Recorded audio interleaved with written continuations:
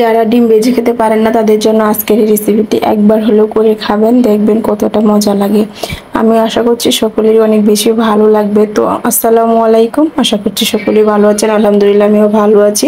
প্রতিদিনের মতো আবার একটা ভিডিও চলে আসছে, আশা করছি আপনাদের ভালো লাগবে। তো আজকে হচ্ছে আমার তরকারি খেতে একদমই ভালো লাগতেছিল না, আর এই ভর্তাটা কিন্তু আমার অনেক বেশি ফেভারিট। আমি হুটহাট করে ফেলি, যখন ইচ্ছা করে তখনই করে ফেলি আমার যখন কোনো কিছু খেতে ভালো না লাগে। আর ডিম ভাজি এভাবে খেতেও কিন্তু তেমন একটা বেশি ভালো লাগে না, অনেকে এভাবে খেতে পছন্দ করেন না, তাদের জন্য কিন্তু আজকের এই রেসিপিটি। তো আমি এখানে প্রথমে ডিমটা একটু পোস্ট করে নিয়েছি আর হালকা পরিমাণ লবণ দিয়ে দিচ্ছি, আর কোনো কিছুই দেইনি। আপনারা যদি চান ডিম ভাজির মধ্যে কিন্তু কাঁচা মরিচ আর পেঁয়াজ দিয়েও করে নিতে পারবেন, কোনো সমস্যা নেই। আমি হচ্ছে শুধু পোস্টটাই করে নিচ্ছি। তো এখানে পোস্ট করে নেওয়ার পর হচ্ছে আমি এটাকে তুলে নিব, আর আমি কিন্তু বেশি কড়াও করি না, একদম নর্মালও করি না, মোটামুটি ভাবে ভেজে নিছি, আপনারা দেখে বুঝতে পারবেন। তারপর হচ্ছে আমি এখানে পেঁয়াজ কুচিগুলো দিয়ে দিব, পেঁয়াজ কুচি দিয়ে একটু ভালোভাবে ভেজে নিব। আর একদম কিন্তু কড়া করা যাবে না, যেহেতু এটা ভর্তা করা হবে, তাই শুধু খালি একটু ভাজা হলেই হবে, কারণ কাঁচা পেঁয়াজ যেহেতু খাওয়া যায় না, সেজন্য একটু হালকা ভেজে নিতে হবে।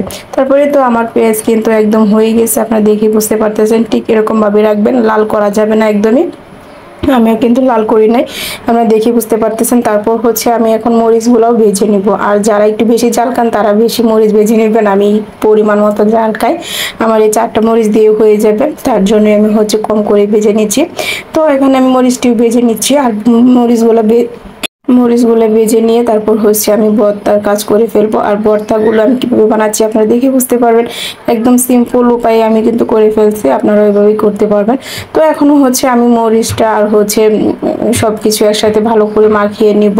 আমি পেঁয়াজের সাথে মরিচগুলো মাখিয়ে নিব, পরিমাণ মতো লবণ দিয়ে দিব, লবণ দিয়ে ভালোভাবে এটাকে মাখিয়ে নিব। আমি যেভাবে করছি আপনারাও ঠিক সেভাবেই করবেন, একদিন হলেও করে খাবেন বাসায়, তাহলে অনেক বেশি ভালো লাগবে, দেখেই বুঝতে পারবেন। তো এখানে হচ্ছে আমি ভালো করে মরিচগুলো হচ্ছে সুন্দর করে মিক্সড করে নিচ্ছি। তারপর হচ্ছে এখন ডিমটা একসাথে মিক্সড করে ফেলছি। অনেকে কিন্তু ডিম সিদ্ধ করে ভর্তা করে খায়, ওটা অনেক বেশি মজা লাগে আমার কাছে। তবে ডিম সিদ্ধ করতে অনেক বেশি লেট হয় বা ধৈর্য বা সময়ের দরকার হয়, আর এটা কিন্তু খুব দ্রুতই করা যায়। সেজন্যই হচ্ছে আমি খুব দ্রুত এটা করে ফেলি প্রসেসিংটা। তারপরে তো আমি কিন্তু কি সুন্দর করে দেখেন ভর্তাটা করে এখন কিন্তু আমি খেয়ে ফেলবো। আমার একদম সিম্পল, খুব সহজে, খুব কম সময়ে কিন্তু এই কাজটা করা যায়। তো আপনারা চেষ্টা করে দেখবেন। তো আজকে ভিডিওটা আমার এ পর্যন্তই ছিল, আশা করছি আপনাদের ভালো লাগবে। যাদের ভালো লাগছে সবাই কিন্তু আমার ফেসবুক পেজটি ফলো শেয়ার করে দিবেন, কমেন্টস করবেন। আর যারা এখন আমার সিম্পল লাইফস্টাইল ইউটিউব চ্যানেলটি সাবস্ক্রাইব করেন নাই, সবাই সাবস্ক্রাইব করে দিয়ে আসবেন। আর সবাইকে অসংখ্য ধন্যবাদ আমার পুরো ভিডিওটা দেখার জন্য। সবাই পাশে থাকবেন, ধন্যবাদ সবাইকে।